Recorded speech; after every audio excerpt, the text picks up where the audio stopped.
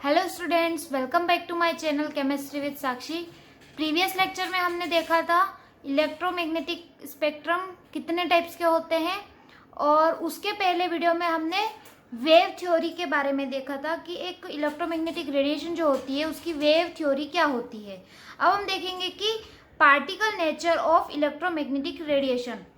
जो भी एक इलेक्ट्रोमैग्नेटिक रेडिएशन होते हैं उसके दो नेचर होते हैं, एक होता है वेव नेचर और एक होता है पार्टिकल नेचर। वेव नेचर हम लोगों ने पढ़ लिया है। आज हम स्टार्ट करने वाले हैं particle nature of electromagnetic radiation, जिसमें कि हम प्लांक्स क्वांटम थ्योरी के बारे में पढ़ेंगे। चलिए स्टार्ट करते हैं। वेव नेचर क्या होता था? इलेक्ट्रोमैग्नेटिक रेडिएशन जो होती है वो एक वेव की फॉर्म में होती है, वही क्या होता है उसका वेव नेचर। लेकिन वेव नेचर जो था उससे डिफ्रैक्शन, इंटरफेरेंस, इन सब चीजों को एक्सप्लेन किया जा सकता था। लेकिन कुछ कॉन्सेप्ट ऐसे थे जिसको हम वेव नेचर के द्वारा नहीं समझ सकते थे। लाइक कौन कौन से कॉन्सेप्ट थे? ब्लैक बॉडी रेडिएशन था, ब्लैक बॉडी रेडिएशन, इसको हम वेव नेचर के द्वारा नहीं समझ सकते हैं। सेकेंड जो है फोटो इलेक्ट्रिक इफेक्ट, और थर्ड जो है line spectra of atoms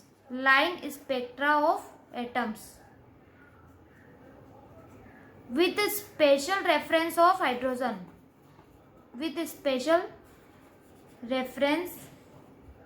hydrogen. इन चीजों को हम वेव थ्योरी के द्वारा नहीं समझ सकते थे।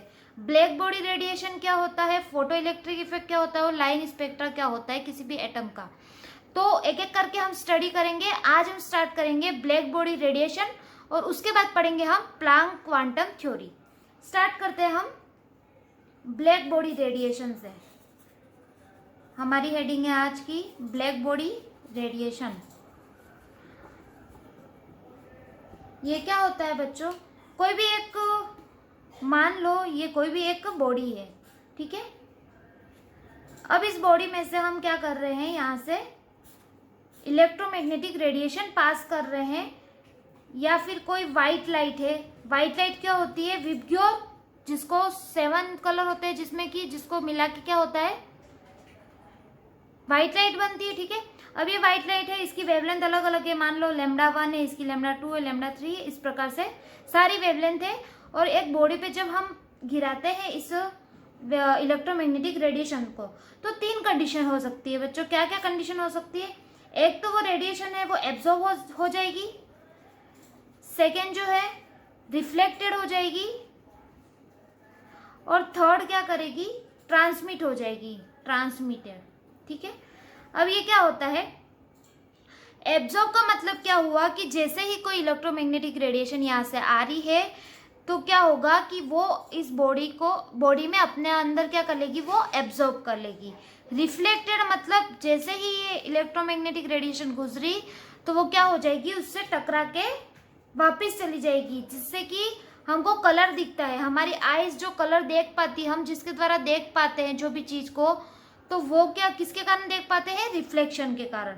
और ट्रांसमिटेंस क्या होता है? ट्रांसमिटेड क्या होता है कि कोई भी इलेक्ट्रोमैग्नेटिक वेव आई और वो एक बॉडी में से होती हुई सीधा निकल गई, वही क्या कहलाती है? Transmitted.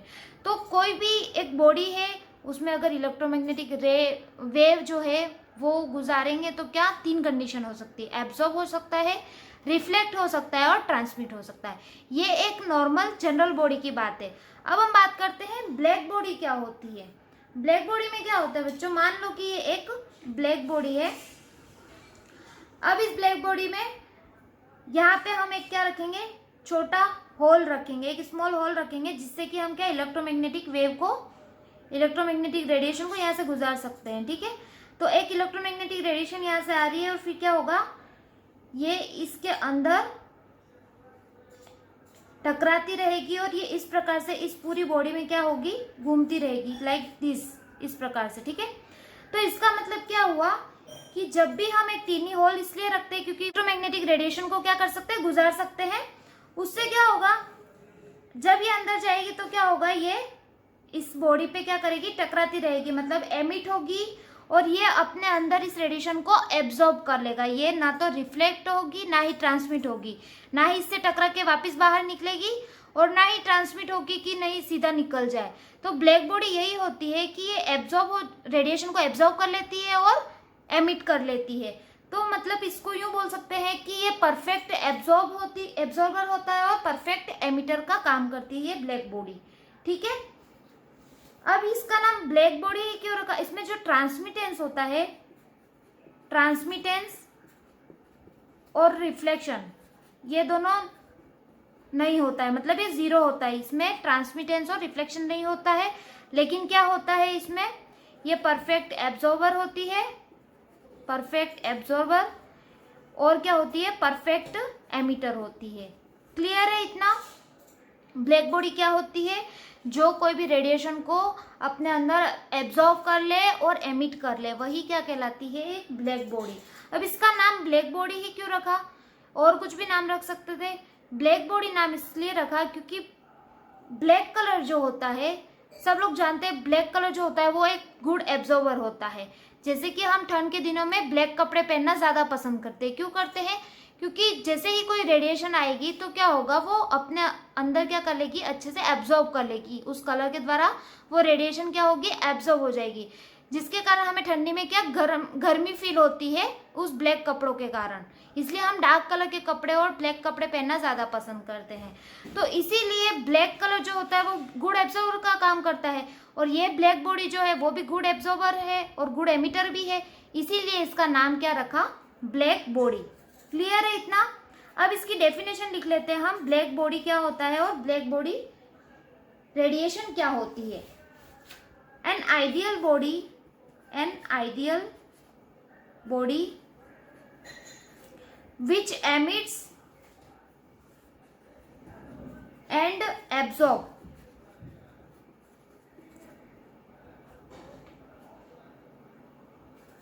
radiations of all frequencies uniformly,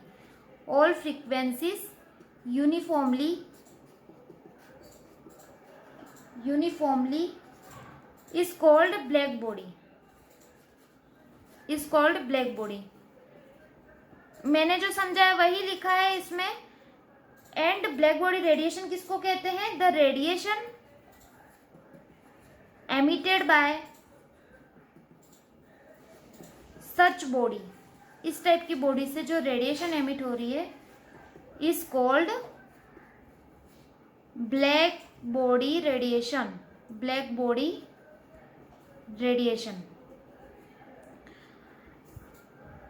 N ideal body which emits and absorb, एक आइडियल बॉडी होती है ब्लैक बॉडी जो कि एमिट करती है और एब्जॉर्ब करती है रेडिएशन को, ऑफ ऑल फ्रीक्वेंसी यूनिफॉर्मली, सारी फ्रीक्वेंसी को क्या करती है, एब्जॉर्ब भी करती है और एमिट भी करती है। उसी को हम क्या बोलते हैं, ब्लैक बॉडी। और ब्लैक बॉडी रेडिएशन क्या हो गया, जो रेडिएशन एमिट होती है ऐसी बॉडी के द्वारा, उसी को क्या कहते हैं हम, ब्लैक बॉडी रेडिएशन। क्लियर है इतना? ब्लैक बॉडी क्या होता है और ब्लैक बॉडी रेडिएशन क्या होता है। इसका स्क्रीनशॉट ले लीजिए बच्चों, फिर हम आगे बढ़ते हैं। इन प्रैक्टिस क्या होता है, इस टाइप की बॉडी एग्जिस्ट नहीं करती है। ठीक है, इस टाइप की बॉडी क्या होता है, एग्जिस्ट नहीं करती है। इसका स्क्रीनशॉट ले लीजिए। चलिए अब हम आगे बढ़ते हैं। 1900 में मैक्स प्लांक थे, एक साइंटिस्ट थे जिन्होंने ब्लैक बॉडी का ये क्या दिया था, कॉन्सेप्ट दिया था, और इसके साथ ही क्वांटम थ्योरी भी दी थी।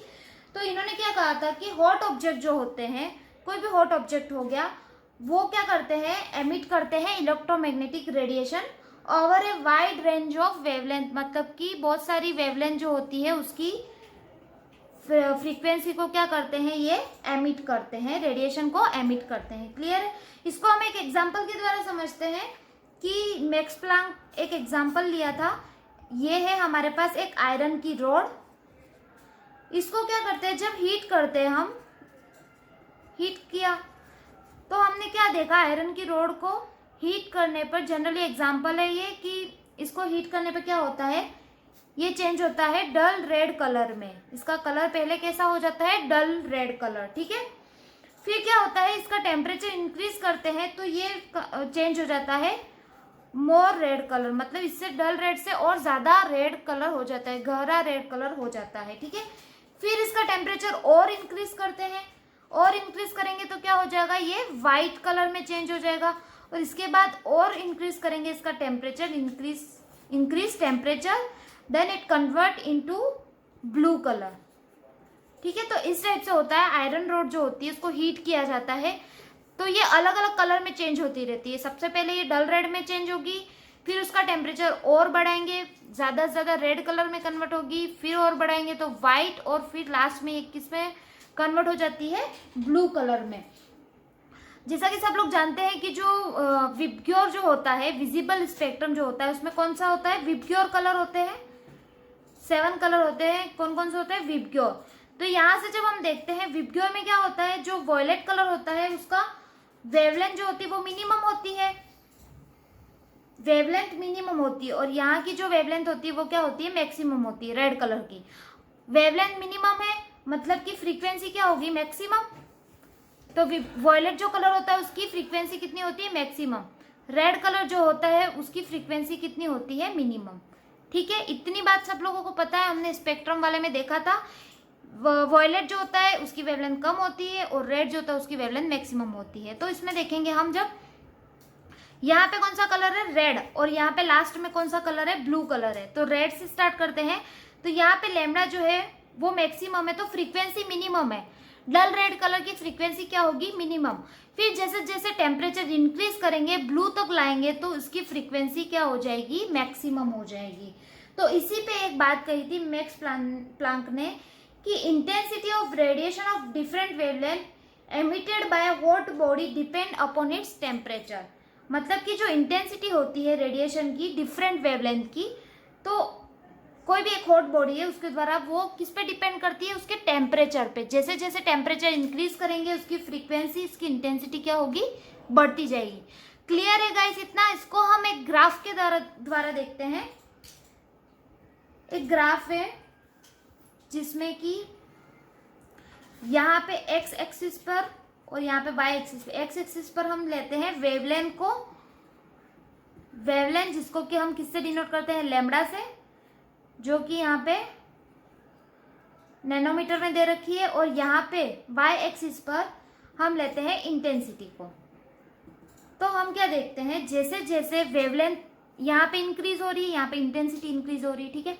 तो जैसे जैसे वेवलेंथ इंक्रीज होती है तो उसका टेम्परेचर क्या होता है, सॉरी, वेवलेंथ इंक्रीज होती है तो इंटेंसिटी क्या होती है, बढ़ती रहती है, ये इंक्रीज होगी। फिर एक पॉइंट ऐसा आएगा यहाँ पे जाने के बाद वो क्या होता है, वो धीरे धीरे धीरे धीरे वापिस से डिक्रीज होती है। वेवलेंथ तो इंक्रीज होती रहेगी लेकिन इंटेंसिटी क्या होगी, एक पॉइंट पे जाने के बाद क्या होगी, डिक्रीज होगी, जैसे जैसे टेम्परेचर बढ़ाएंगे। साथ में हमें क्या देखना है, टेम्परेचर। तो ये क्या है, जैसे कि ये T2 टेम्परेचर है। अब और टेम्परेचर पे जब हमने देखा तो क्या हुआ कि ये यहाँ से वापिस से देखा तो इंटेंसिटी क्या होगी, बढ़ेगी बढ़ेगी, और फिर एक पॉइंट पे आने के बाद ये भी क्या होगी, वापिस से कम हो जाएगी। तो इसको हमने मान लिया T1। तो T2 जो होता है वो T1 से बड़ा है, दिख रहा है इस ग्राफ के द्वारा। तो मैक्स प्लांक ने क्या किया, इसमें यही कहा कि वेवलेंथ जो होती है उसको हम अलग अलग टेम्परेचर पर जब देखते हैं तो इसकी इंटेंसिटी बढ़ती रहती है। फिर एक पॉइंट के बाद क्या होता है, इसकी इंटेंसिटी, वेवलेंथ बढ़ने के साथ इंटेंसिटी कम होती रहती है। इसको हमने कहा लैम्डा मैक्स। क्लियर है, ये ग्राफ दिया था। और फिर क्या किया, मैक्स प्लांक ने बहुत सारे अटेम्प्ट किए, अलग अलग टेम्परेचर लिए, फिर अलग अलग रिजल्ट निकाला, इंटेंसिटी और वेवलेंथ के बीच में ग्राफ निकाला, बहुत सारे अटेम्प्ट किए। पर इसका जो रिजल्ट था वो सेटिस्फैक्टरी नहीं था। मतलब कि उनको ये लगा कि ये रिजल्ट जो है वो वेव थ्योरी पे बेस्ड नहीं है। मतलब वेव थ्योरी पे जब हम इस एक्सपेरिमेंट को, इस ग्राफ को जब देख रहे थे तो उनको सही नहीं लगा। तो उन्होंने क्या एज्यूम किया कि रेडिएशन जो होता है वो सब डिवाइड होती है into discrete chunks of energy. मतलब कि रेडिएशन जो होता है, उन्होंने ये कहा कि रेडिएशन वेव की फॉर्म में ना होते हुए वो किस में होती है, डिस्क्रीट चंक्स ऑफ एनर्जी। इसका मतलब छोटे छोटे पार्टिकल के रूप में होती है। तो इसीलिए उसको कहा था कि पार्टिकल नेचर जो होता है वही बताया था प्लांक ने, और इन्होंने अपनी थ्योरी दी थी प्लांक्स क्वांटम थ्योरी। अब ये थ्योरी क्या कहती है, डेफिनेशन लिख लेते हैं। ये थी आपकी ब्लैक बॉडी रेडिएशन के बारे में। अब हम स्टार्ट करते हैं प्लांक्स क्वांटम थ्योरी। तो इन्होंने क्या थ्योरी दी थी, the radiant energy is emitted और absorb not continuously but discontinuously in the form of small discrete packets of energy, जिसको कि क्वांटम कहा जाता है।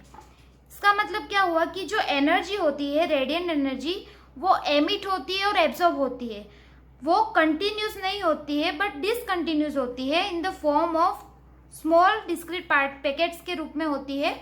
मतलब कि छोटे छोटे, वेव थ्योरी ने क्या कहा था कि ये जो होते हैं एनर्जी वो इस फॉर्म में होती है, इस टाइप से वेव की फॉर्म में। लेकिन प्लांक्स ने क्या कहा कि ये जो रेडिएंट एनर्जी होती है वो छोटे छोटे एनर्जी के पैकेट के रूप में होती है। ठीक है, क्लियर है। तो प्लांक क्वांटम थ्योरी यही है। In case of light the quantum of energy is called, light के केस में इसको क्या कहा गया, फोटोन कहा गया। ठीक है, क्लियर है इतना। अब जो होता है, प्लांक ने एनर्जी और फ्रीक्वेंसी के बीच में एक रिलेशन बताया, इसका स्क्रीनशॉट ले लीजिए। एनर्जी जो होती है वो प्रोपोर्शनल होती है फ्रीक्वेंसी के। क्लियर है, एनर्जी किसके प्रोपोर्शनल होती है, फ्रीक्वेंसी के। अब ये प्रोपोर्शनलिटी कांस्टेंट हटाएंगे जब हम, तो क्या आ जाएगा, is equal to H mu, जहां पे एच क्या है, कांस्टेंट है, जिसको कि हमने कहा प्लांक कांस्टेंट, प्लांक कांस्टेंट, और इसकी वैल्यू भी है 6.626 multiply by 10⁻⁻34 joule second. Clear है। अब फ्रीक्वेंसी क्या होता है, सब लोग जानते हैं, frequency is equal to C by lambda. सी क्या है, जहां पे speed of light divided by lambda क्या है, वेवलेंथ। अब ये वैल्यू इसमें पुट अप करेंगे तो क्या आ जाएगा, E is equal to H C by lambda. ठीक है, तो ये इंपॉर्टेंट इक्वेशन है, E is equal to H C by lambda. अब जो ई की वैल्यू होती है वो क्या क्या हो सकती है, ई इज इक्वल टू 0 हो सकता है, एच न्यू हो सकता है, 2h न्यू, 3h न्यू, या फिर NH न्यू, इस टाइप से। मतलब कि ये जो लाइट के पार्टिकल होते हैं वो फिक्स अमाउंट में आती है, लाइट के पार्टिकल क्या होते हैं, फिक्स अमाउंट में आते हैं। अब फिक्स अमाउंट क्या क्या होगा, 0 हो सकता है, h न्यू हो सकता है, 2h न्यू, इस प्रकार से NH न्यू तक हो सकता है। तो 0 के बाद ऐसा नहीं होगा कि 1/2h न्यू हो गया, ये एक फिक्स अमाउंट में निकलती है एनर्जी। क्लियर है इतना। तो इससे देखा गया कि लाइट जो होती है वो कभी कभी तो हमें क्या होती है, वेव की फॉर्म में मिलती है, और कभी कभी पार्टिकल की फॉर्म में मिलती है। इसी को बोलते हैं डुअल नेचर ऑफ लाइट, या फिर dual nature of electromagnetic radiation, जिसको कि हम पढ़ेंगे नेक्स्ट लेक्चर में। और नेक्स्ट लेक्चर में हम ये भी देखेंगे कि फोटो इलेक्ट्रिक इफेक्ट क्या होता है। क्लियर है इतना, इसका स्क्रीनशॉट ले लीजिए। ठीक है गाइस, तो आज की वीडियो के लिए बस इतना ही। नेक्स्ट वीडियो में हम पढ़ेंगे फोटो इलेक्ट्रिक इफेक्ट क्या होता है, उसके बारे में हम डिस्कस करेंगे। आई होप आप लोगों को आज की वीडियो पसंद समझ में आ गई हो। हमने देखा ब्लैक बॉडी रेडिएशन और देखा प्लांक्स क्वांटम थ्योरी के बारे में, दोनों ही इंपॉर्टेंट टॉपिक है। और गाइस मेरी वीडियो पसंद आई हो तो please like, share and subscribe to my channel. मिलते हैं हम नेक्स्ट वीडियो में, तब तक के लिए बाय।